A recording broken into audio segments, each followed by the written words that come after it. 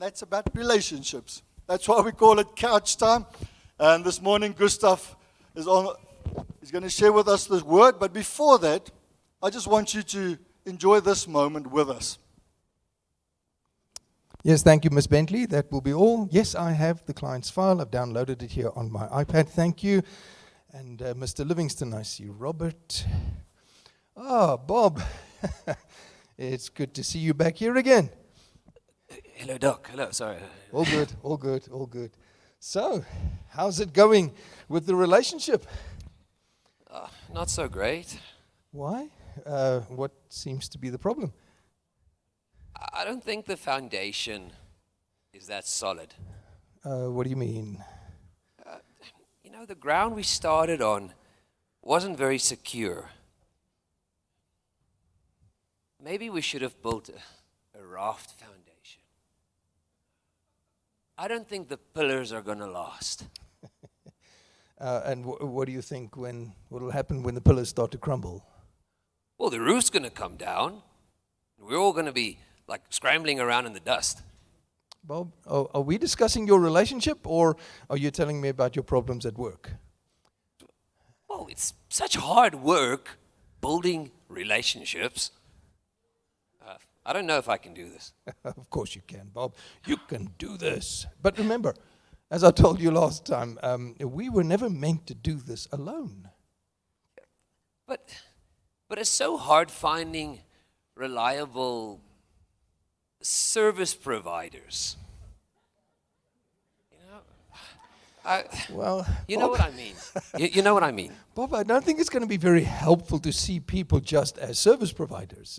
I think what do you think are the basic components that people need for building a lasting relationship? Cement? Let's look at this from another angle. What do you think you need to have in place if you really want to connect with people? Cables.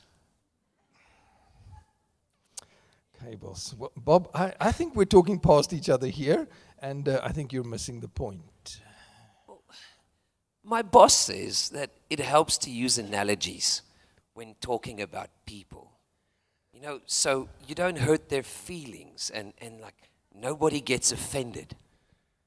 Okay, Bob, let's go with your analogy then. Relationships, yes, are like houses, and yes, it will take time and effort to build quality relationships. But our own lives are the only material that we get to use to build those relationships. And that means we are going to have to take things personally if we want to build properly.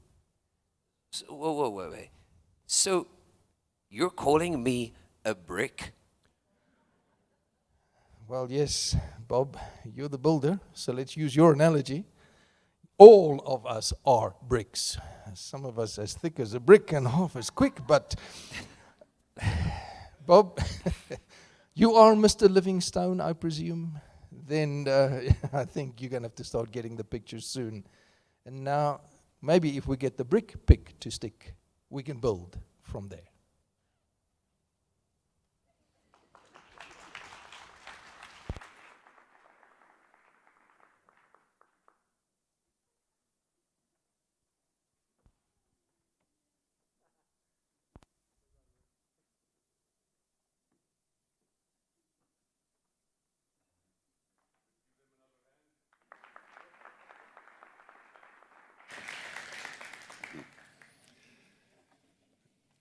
So many people ask, how do I get a good relationship? And I think that is basically the wrong question. Because you don't get a good relationship, you build a good relationship. And thank you to Bob the Builder and the very patient counselor here. I have so much sympathy with him because this is my daily work in my life. So how do you get a good relationship? No, you don't get it, you build a good relationship. Now let's have a look at the basic building blocks. Now, as far as the basic building blocks of a relationship is concerned, would you like to see what they are? I want to show you a picture what they are. Here they are. This is the picture, the building blocks of a relationship. And those of you with your mobile phones on, please take it out. And I want to show you the building blocks. So put it on selfie mode, please. So if you put your mobile phone on selfie mode, let me take one as well.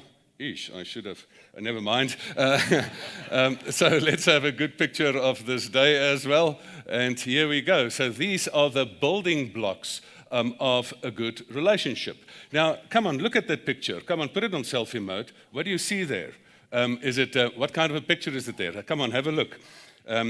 Smart, handsome, reliable, trustworthy, really dependable, a man and a woman of your word. So what is it what you see there? So people, these are the building blocks of any relationship. And the starting point of any relationship is exactly that we start to have a look of what we have in ourselves. Now, in the relationship counseling, I've realized that I cannot do relationship counseling with people if I do not do what I call triple barrel counseling. I do not just want to give people techniques how to relate. I first want to ask the ingredients on both sides. Are they actually in good order? So I must first work with the individual on this side and the individual on that side. So it's always triple barrel coaching and counseling. Now, the next slide is not for the faint-hearted. So a trigger warning here. So if you have a look at that, if you want to make a stew, you need good ingredients.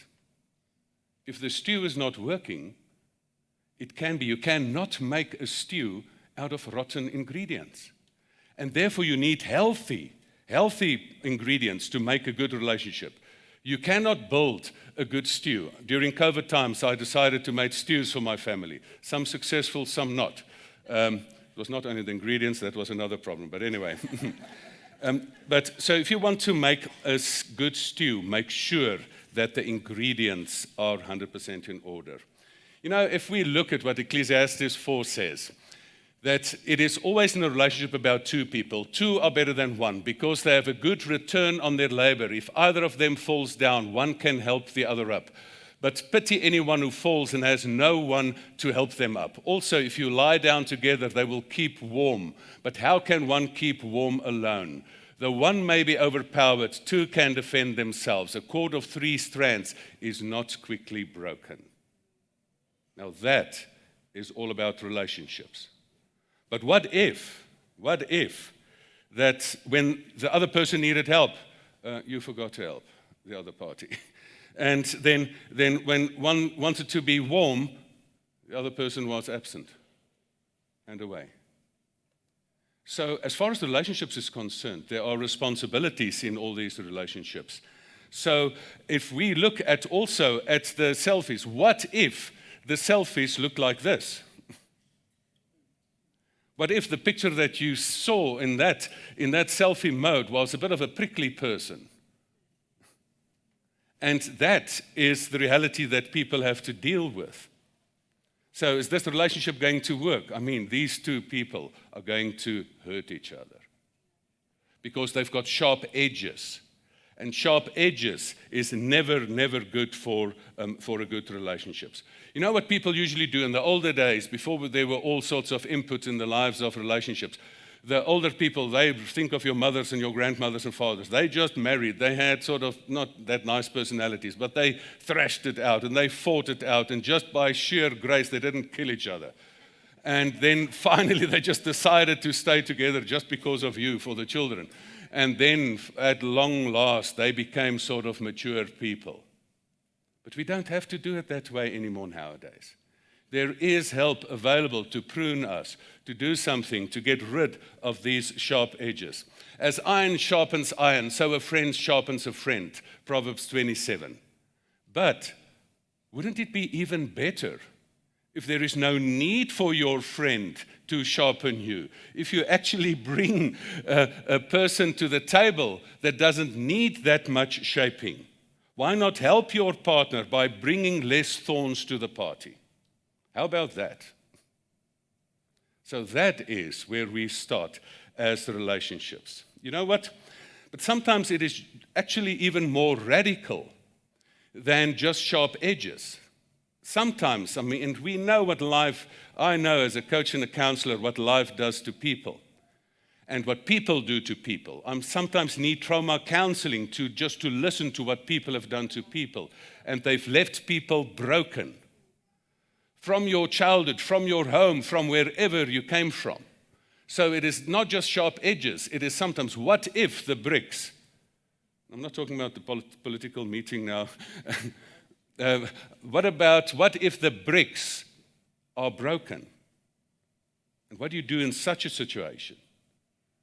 So I see too many times that two broken people are trying to build a whole relationship. And I've seen too many times that brokenness attracts brokenness.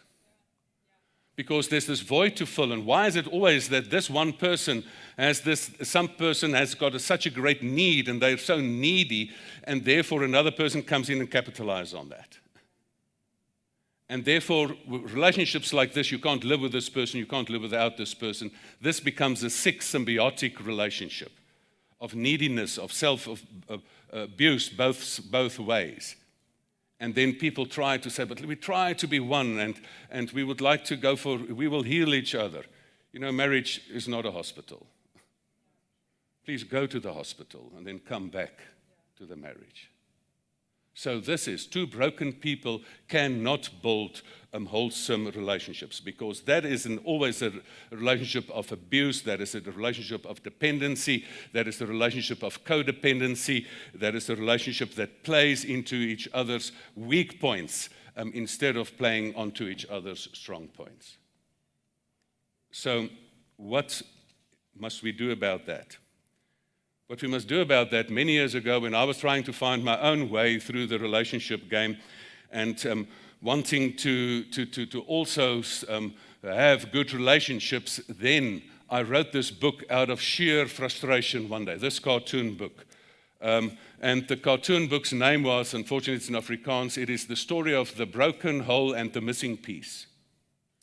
And this story is how they try to find each other, a nice cartoon book, and how this long journey of trial and error and trying to get relationships going. And then what was my conclusion afterwards? My conclusion afterwards is that you must not marry to be happy. You must first be happy and then marry. You must not relate. You must not get yourself to this point that you go into a friendship that this friend must make me happy. You must first be happy and then come to a point that you can share your happiness. Because the first relationship is always a deficiency mode relationships. It is a relationships of neediness. It is expecting the other person to make me happy. If you expect the other person to make you happy, you will always put too much weight on that. And if that person just makes the slightest mistake, you will dump them.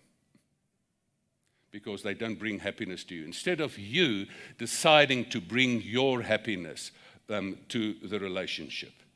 So what is the conclusion? First, be happy and then share your happiness. And then you will double your joy and halve your pain and sorrows in such a good relationship. So this is probably one of the most important things. Before we even start off a relationship, what do you bring to the party? Do you bring a broken person or do you bring a whole person to the party? But there's also another element. There's also another element in the building blocks of a relationship. Sometimes it is not as radical as that there are brokenness. Sometimes there are just different personalities or different genders.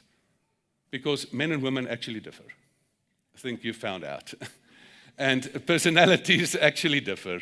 And how do you share square meters in the bedroom and even in the boardroom and in all sorts of rooms where there are just different personalities, and I'm an introvert and you're an extrovert and I don't know how to relate to you, and I've got this left brain profile and you've got this right brain profile, and how do we reconcile this?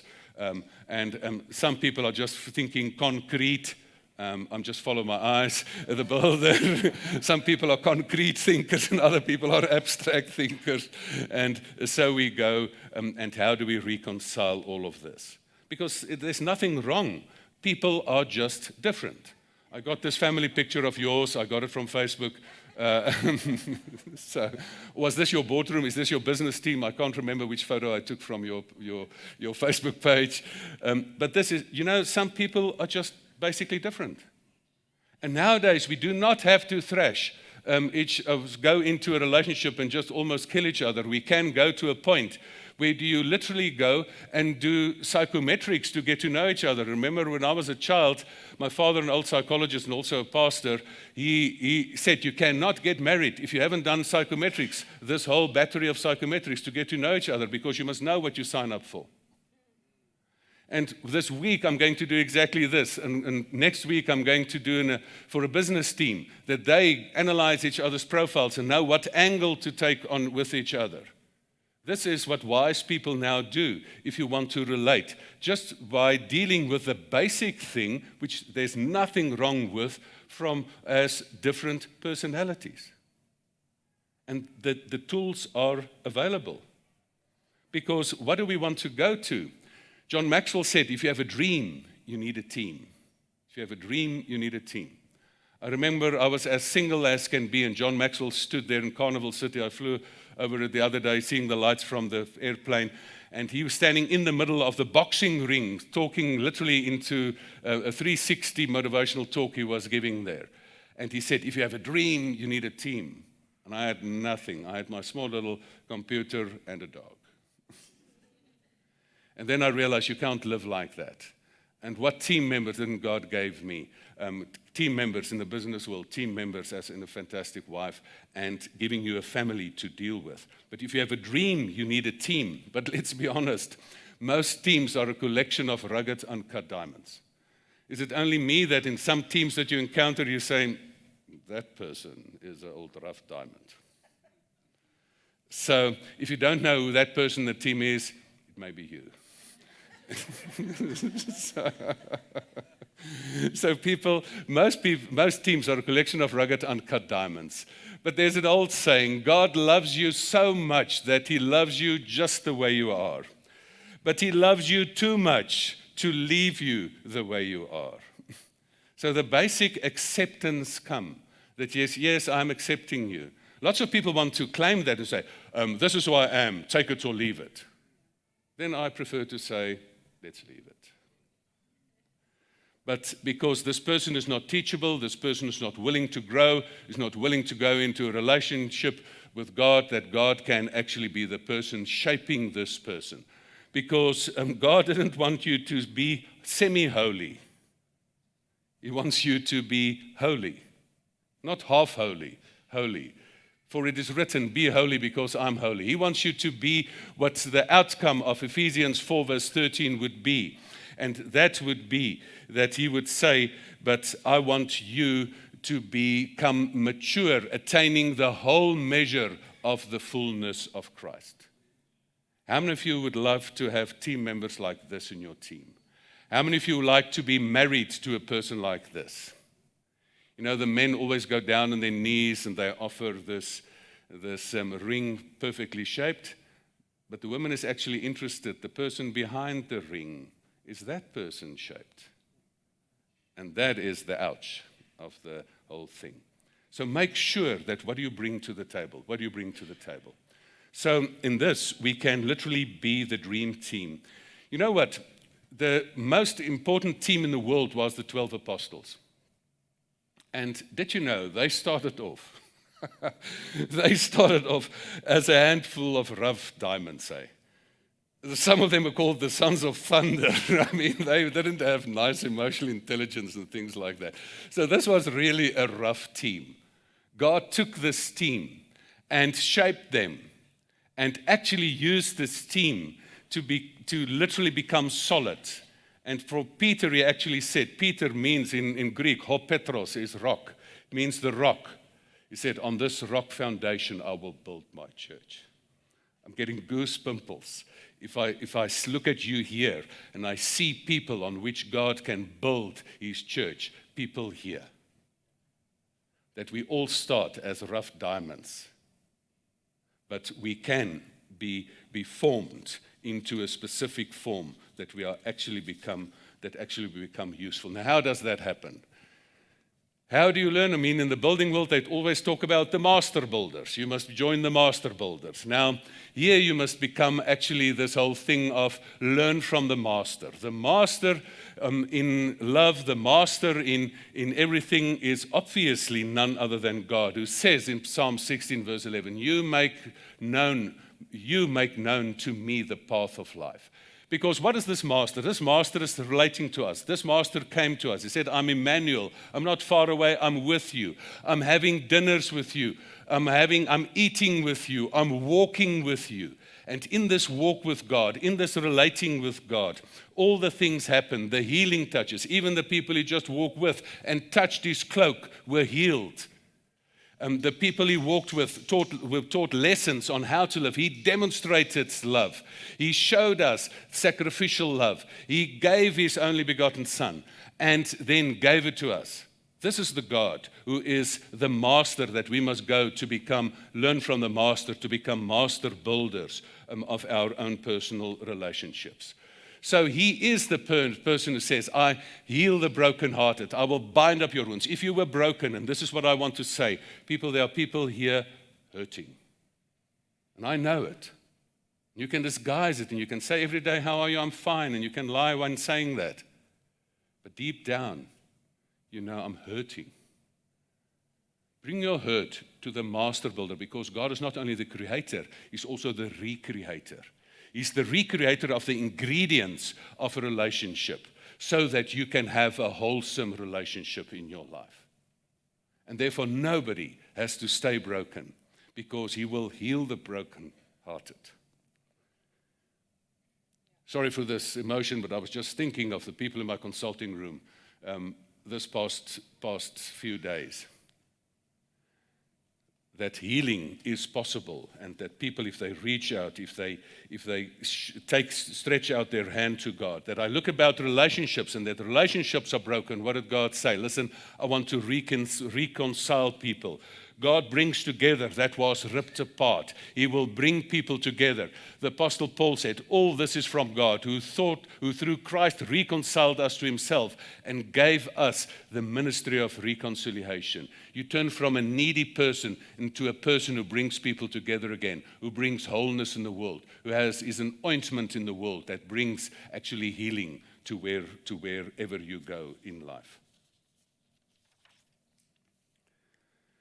If we look at Galatians 5, you, my brothers and sisters, were called to be free, but do not use your freedom to indulge the flesh.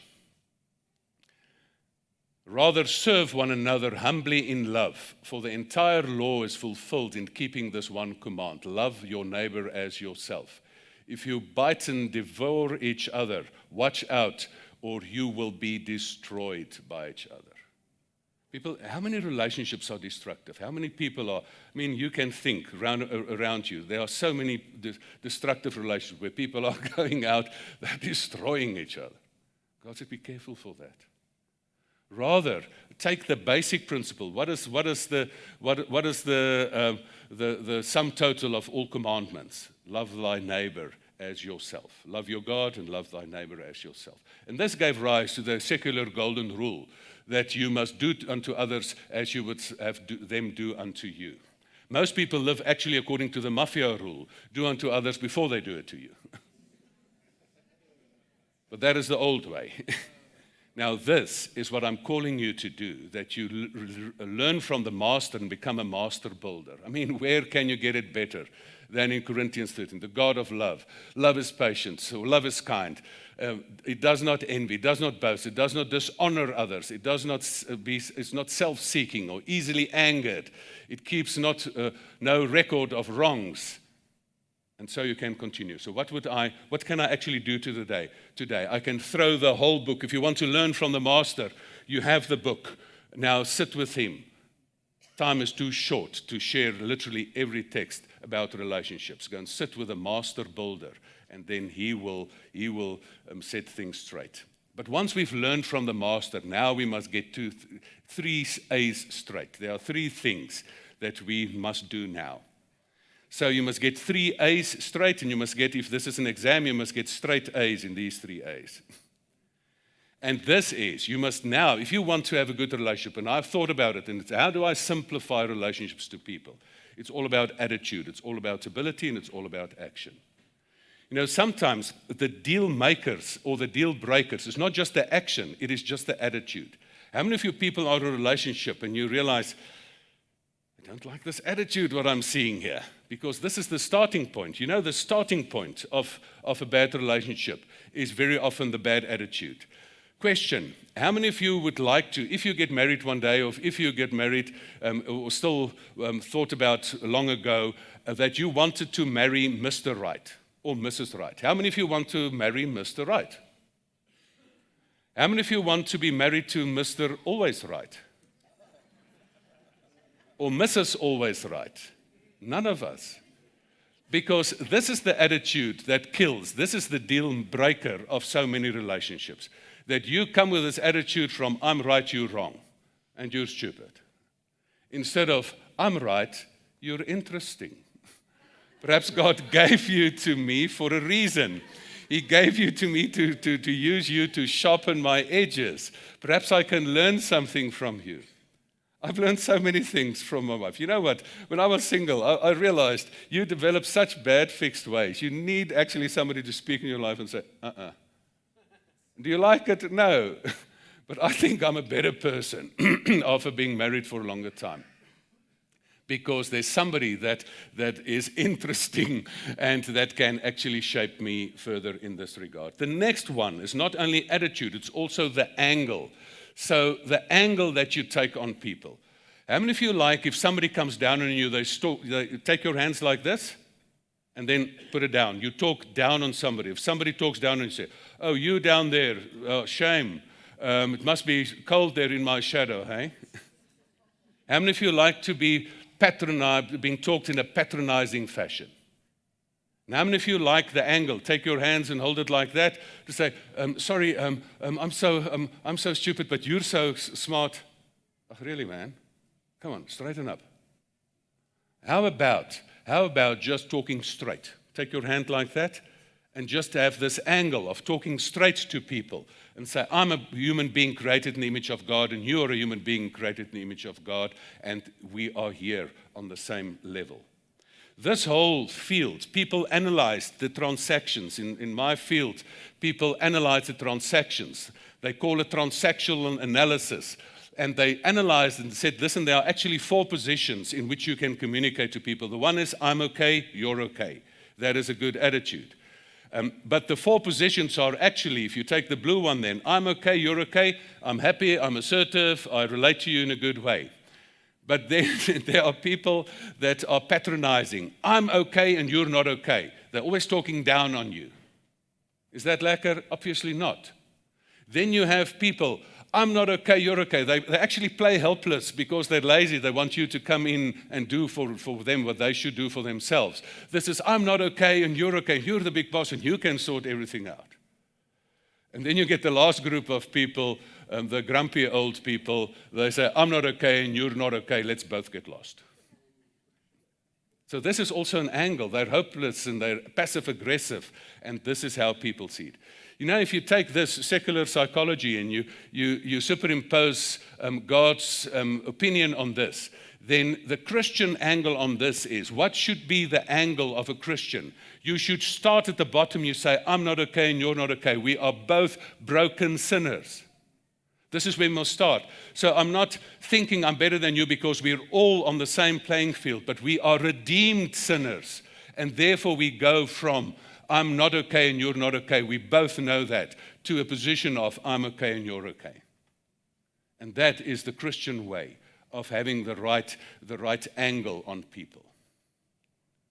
But then there's another thing, intention. Now buckle up. I'm going to take you on a journey here. We're going on a journey here. You know, I always ask people, what do you want to do in this relationship? Do you want to kill each other, or what are you doing here? Why are you in this relationship? So this relationship, you can have 6 intentions with people.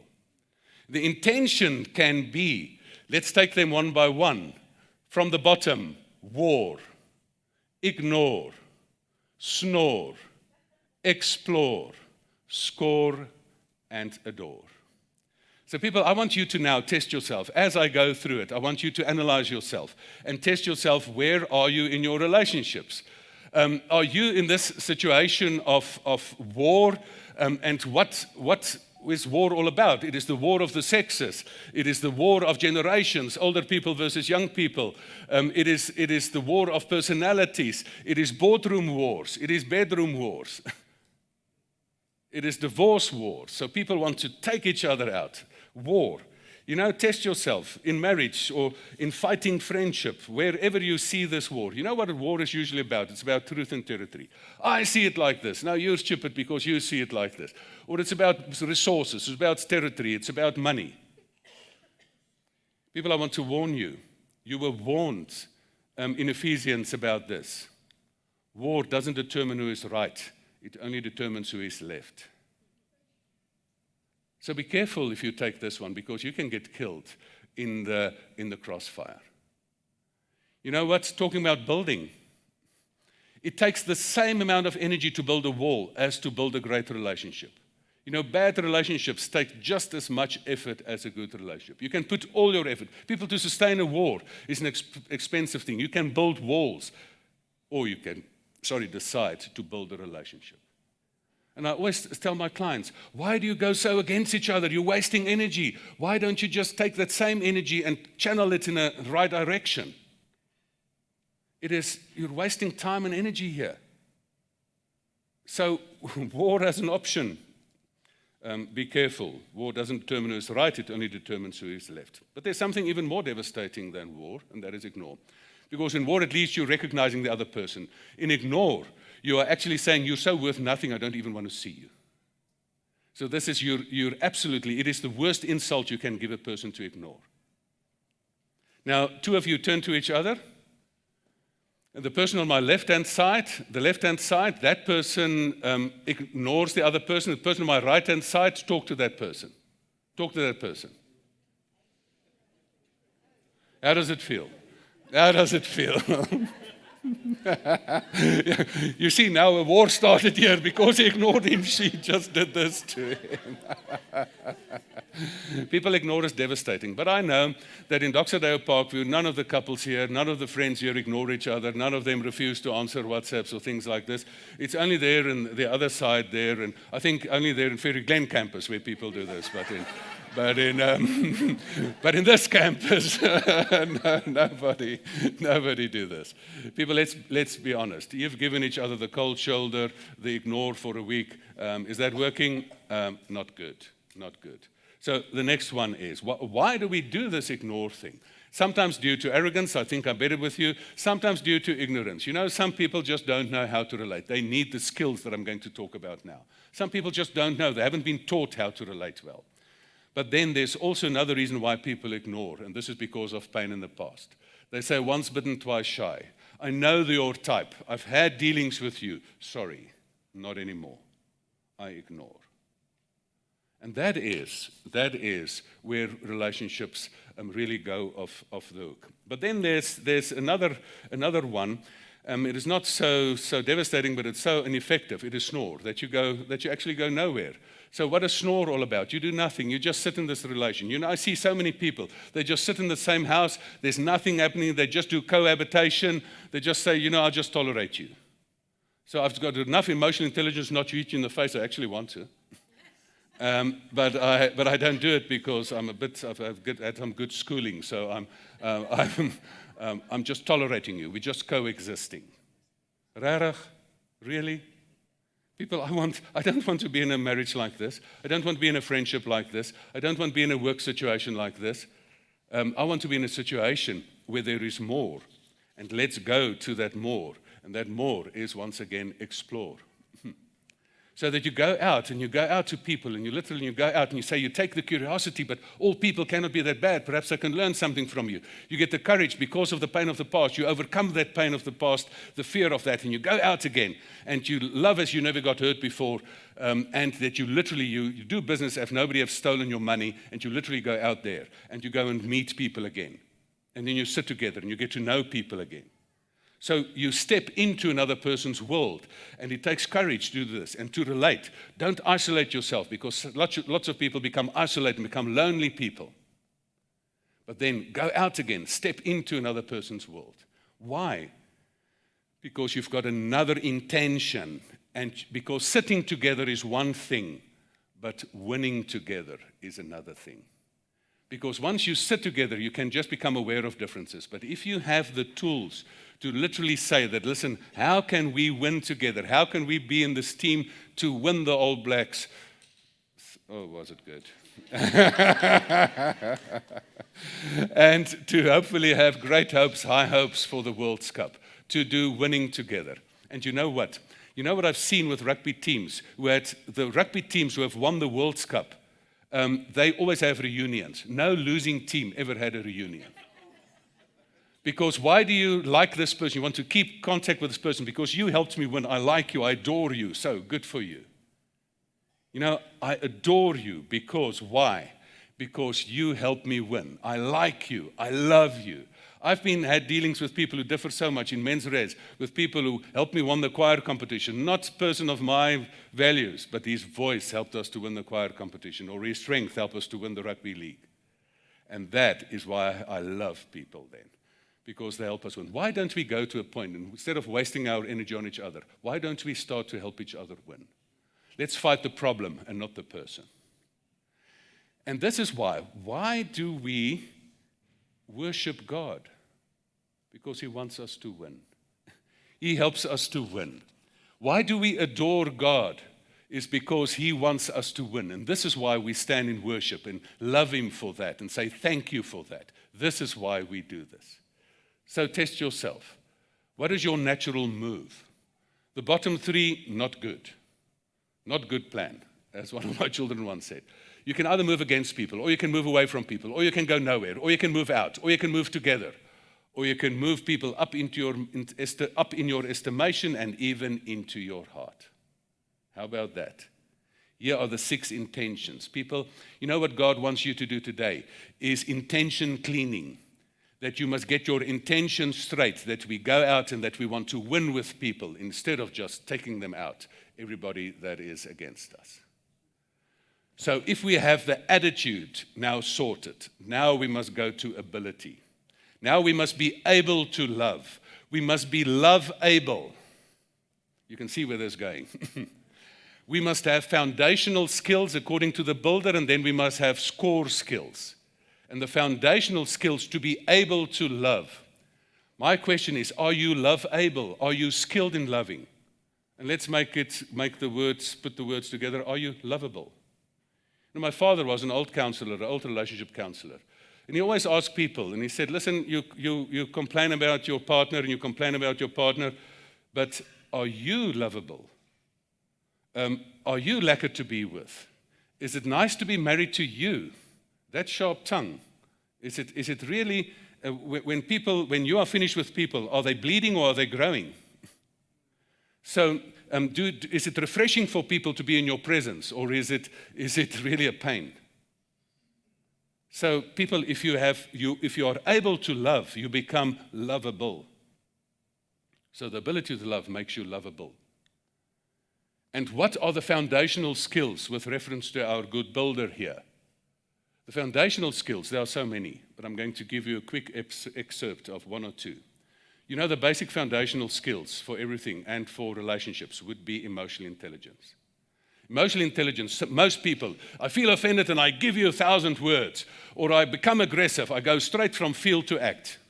So people, if you cannot control your emotions, it is a sad thing that I see too many times in my life, that I see respected people that you don't expect it from, that they don't have basic emotional control. I had to do coaching for a person who was number 6 in a top international company.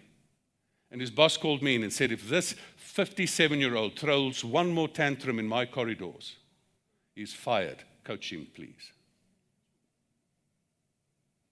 People, in the basic skill of any relationship is that you must be able to control your emotions. If you cannot control your emotions, you must control your tongue. How many Bible verses about that? Control everything. If you have that basic emotional control, you can be good in relationships. Obviously, I want to say a lot more about that. But then, further on, you must have self-knowledge. You know, if in a relationship, if you don't know the contours of your own being, how can you relate? If you're a dog person and you like to be scratched like this, and you're married to a cat person and you scratch that cat, you will be scratched. So basic relationship skills, the core skill is know yourself, know the partner, adapt your angle. And the knowledge is available nowadays. So just do it. So people, self-knowledge, other knowledge.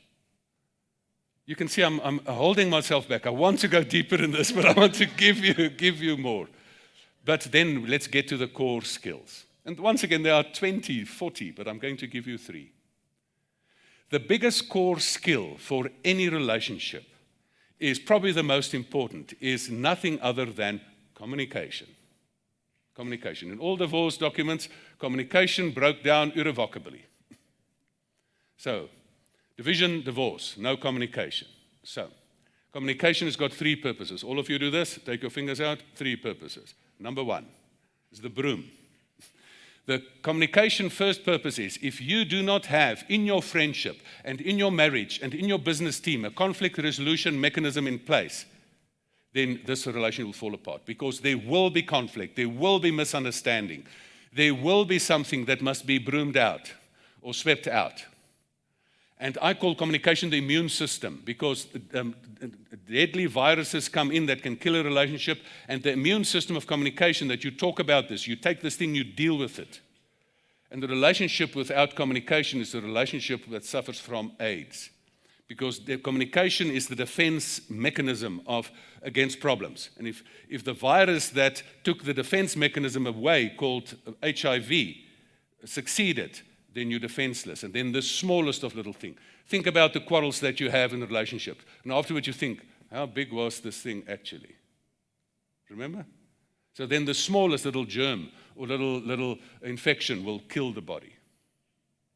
So and this is what I entice you today. Today I want to entice you to action. If you must sit here, I want you to sort of develop a resolve in your heart and say, I'm going to do something about this. Because if in my relationship there's not a communication thing in place, I'm going to make sure that I'm going to get it. Wherever I get it, from my pastor, from my coach, from wherever you get it, go get it. But then a minus to 0, a relation is not just all there. You do not just want to have a relationship where there's just no conflict. You want to have some substance to the relationship. And this is where you must build the relationship. This is when you need the trowel, the truffle. And that is what you need. So something to build the relationship. And how do you build a relationship? I mean, all of you have read the book, The 5 Love Languages. I recently developed 6 more. So if you want it, talk to me. I literally have. I realized that he forgot. There's 5 more that he forgot. And so get to this point that you can build. Talk people up. Don't talk people down. Build people. This is the person. Build your children up. Build your friends up. Build your marriage partner up. Don't talk them down. Help them. So this is how to build through core communication, of building communication. And then not only to clean, to build, but also to manage. You know what? You know what is the most important thing for a relationship? WhatsApps.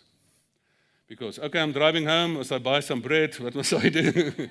People, you manage this relationship. But there's no communication, there's no relationship. I just love it. Sitting wherever in the world, I'm connected with my family with WhatsApps. So you can manage the relationship. Send a little kiss, send a little this, do whatever. Manage the relationship on a day-to-day basis. You know, and I'm really going to land the aeroplane real soon. So the core skills.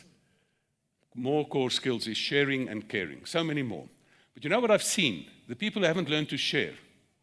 If you grew up, perhaps you grew up as a person, as a single child. You know, single children don't necessarily learn how to share. Because you are forced. When you have some siblings, You really have to share. It is a hard school of hard knocks that you literally go and you have to learn to share. Jy moet 'n deelmaatjie wees. You must be a sharing friend. This is probably one of the most things. The moment you can do that, then you're ready for good relationships. And share space, share stuff, share hugs, share time, anything. This is where timeshare comes from. Okay. And caring. What is caring? It is caring is going beyond your own selfish needs. That I'm not here just for what I can get from you. I use you to make me happy. I'm care. I give freely to you. That cannot pay me back in any way. That is relationship tools. That is relationship stuff. If you can do that, then you're a good relationship partner. If not, learn this and get there. So let's close. I said there must be 3 A's that you must get straight A's in. It's about attitude, ability, and action. And if you sit now here today, and we want to put all of this in action in our marriages, let's take them one by one. If you sit here and say, yeah, we have sort of a good thing going, but we're not getting everything out of it. Now, God wants you to have a fulfilled John 10:10 life. And then take this relationship and say, life is too short for bad coffee and an unfulfilled relationship. And that you come to this point that you say, but listen, I'm going to take this relationship to the next level. And I'm going to do my utmost to do that. Commit to that. That if you're in friendship relationships and you say, listen, invest in this. Don't, very often I ask people if I do life planning workshops or that I say, now in your friendship part, and your social life, then they say, what is a social life again? Working too hard, not being there for your friends. If I phone your friends, are you the absent one? Where are you? MIA, missing in action. So people in your friendships, in your families. Families, this is the core. This is what God intended for people, to have a core family where there are a whole base that you can operate from in a very broken world. Take whatever you can, bring it to a point of discussion, that you come to a point that I sometimes even do family counseling and sit and say, but how can we get this together? You know, I was so touched the other day. There were 2 brothers that were inheriting the same farms and so on, and they were fighting so much. And the 2 Christian wives, I get emotional if I speak about this. They phoned me and said, Gustav, it cannot continue like this. They literally got me to fly into Bloemfontein, met them there and brought reconciliation between the 2 brothers. And because of 2 Christian wives that instigated this and said, it cannot continue like this. I'm getting passionate and emotional about this. Business teams is there not to take each other out. The selfishness in the business world is harsh. You create a business team and select people around you that are whole people. Don't bring broken people in because they will steal your money. Sports teams, make sure that you do all the rules for coaching, counseling, and make sure that all of them are also whole people. And if you're in a stage where you have to rebuild a relationship, we talk about building. What about rebuilding? Why not do this? Why not get out of all the defense mechanisms that you've built around yourself? Why don't you get out of your war mode and get into building a bridge again and building a relationship again? War doesn't determine who is right, it only determines who is left.